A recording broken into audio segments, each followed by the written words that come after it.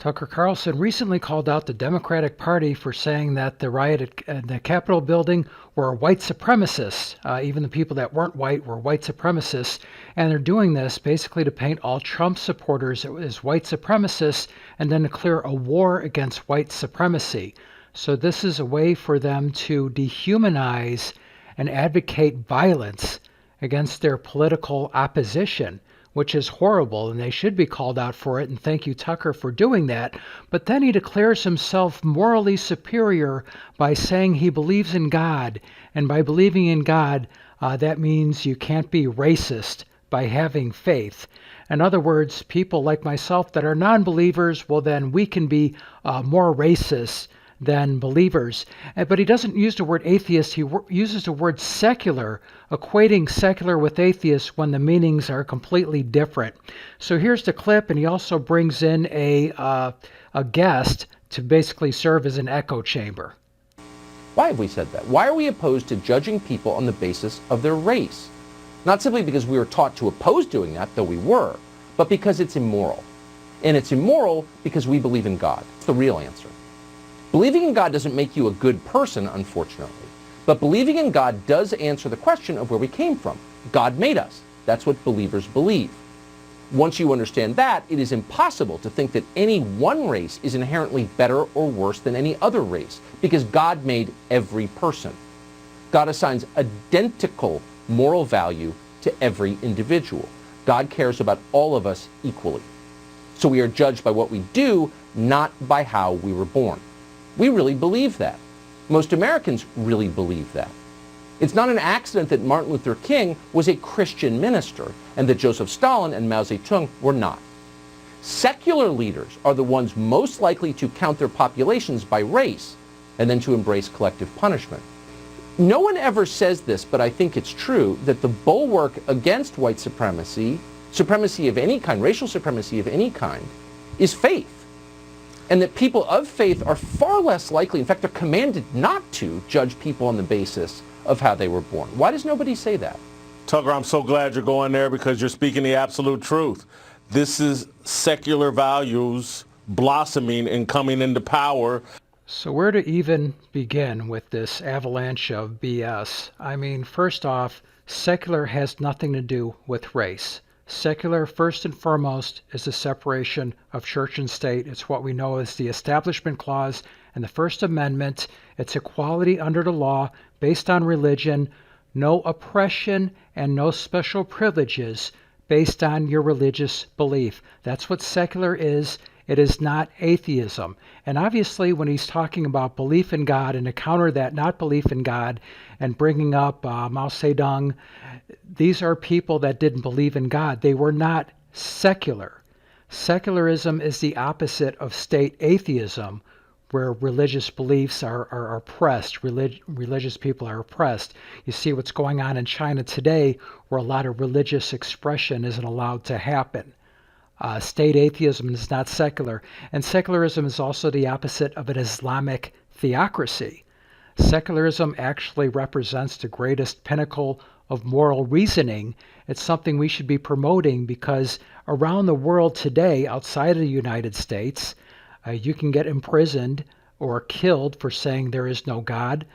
You can get killed for leaving your religion for a different faith.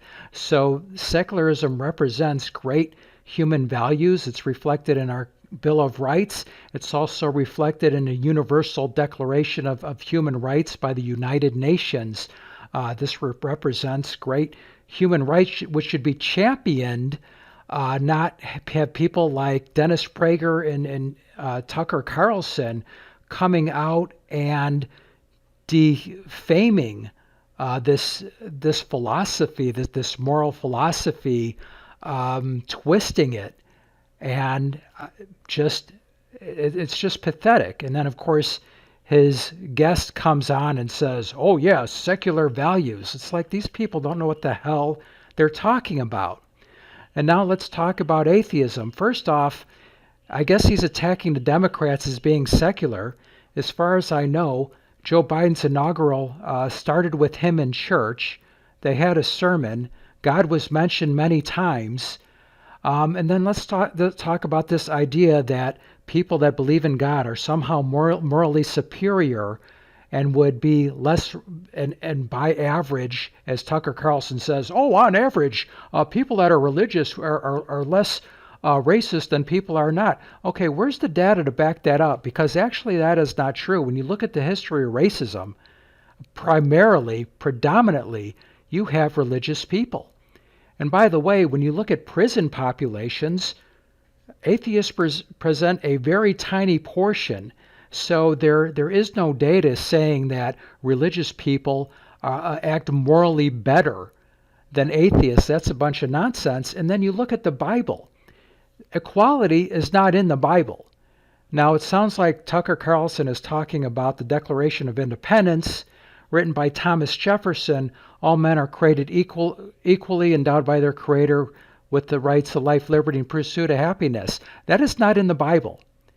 Thomas Jefferson was not a divine prophet of the Bible. In fact, what he wrote is so superior to anything in the Bible.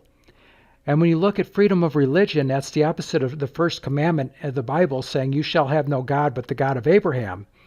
And also in the Bible, slavery is condoned, and slaves are not equal to people that are not slaves. And you have slavery, you have indentured servitude. Women are not equal to men. A male indentured servant would serve up to 6 years, but a woman is for life. And even with those 6 years, if the man marries a woman who's an indentured servant and has children, he's not allowed to take his wife and children with him when his 6 years is up. So he either has to abandon his family or commit to his master to be a servant for life. There are laws that are different depending on people. For example, if you're careless with your bull and your bull gores someone to death, well, then you're to be put to death. But if it gores a slave to death, well, you just have to shell out some money as compensation. So equality is not in the Bible, and the Bible also talks about punishing people, not just the people that so-called committed the sin, but down through generations. So Tucker Carlson likes to talk about race. Well, people can't help what race they are. Well, of course they won't. Obviously, racism is evil. But also, you can't control what your parents or grandparents did, so why should you be punished for that? So, I mean, Tucker Carlson is the classic cafeteria Christian, taking the Bible, spreading it out on a table. Oh, that's nice. That's nice. Ooh, oh, I'm just going to pretend that part doesn't exist.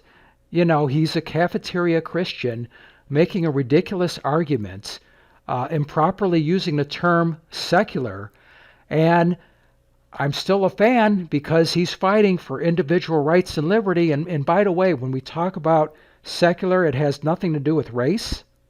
It's equality based on religious belief. And by the way, when he talks about secular leaders being so-called more horrible than religious leaders, the founding fathers were secular leaders. They made this country a secular nation.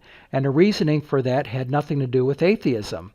It had to do with certain Christian sects oppressing other Christian sects in colonies where they had the leadership. They had the people in charge. So, for example, Catholics oppressing Protestants or oppressing Quakers or whatever it may be.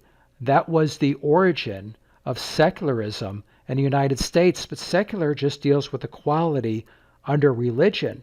When you talk about equality under everything, race, income, whatever it may be, to say that there's a value on every human life and every human deserves these individual rights and liberty, that bigger umbrella is known as individualism.